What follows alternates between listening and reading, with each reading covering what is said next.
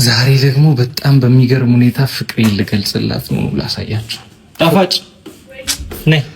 ያኛው ሳይኮ ባል እኮ ነው። ምን ፍቅሩን የሚገልጽላት አሁን ዛሬ ሶፋውን በአናቱ ገልብጦ ምናምን ነው በእርግጠኝነት። ነይ ወደፊት አትወርቂ። ነይ እሷ ደግሞ ሁሌ ታምነዋለች። ሁሌ የምታምኚው ነገርስ እኔ እኮ ደስ ሲል ሁሌ የምታምኚው ነገርስ የኔ ፍቅር ምንድን ነው ያደረከው ዛሬ? ሶፋውን ገለበጥከው? አይ ሶፋው አልተገለበጥ፣ ጠረጴዛው ተገልብጦ ሶፋው ላይ ወጣ።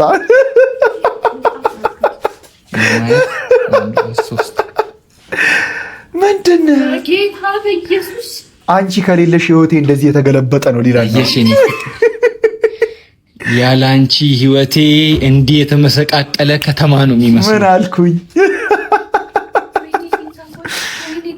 አባኔ ከረተን እኔ ጣፋጭ ውስጤ እኮ ምን ኃይል የተስተካከለ እና የተረጋጋ ህይወት እንደሰጠሽኝ እኮ ላሳይሽ ስለፈለኩ ነው ቁጭ ብዬ ሳስብ።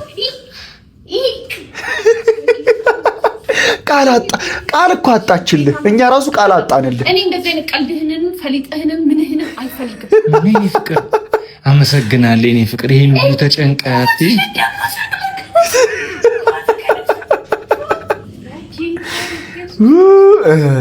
ምን ቀን ያገባሽ ቆንጆ ምንድነው? ህይወቴ እኮ መሰቃቀሉን እኮ ላሳይሽ ነው ያለ አንቺ አልፈልግም። አልምን ስታየው ትደነግጣለች። በቃ ልጅቷ እብድ ባል ያገባው ቀን ነው።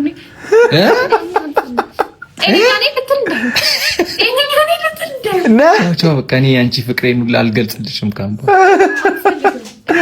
አትግለጽ።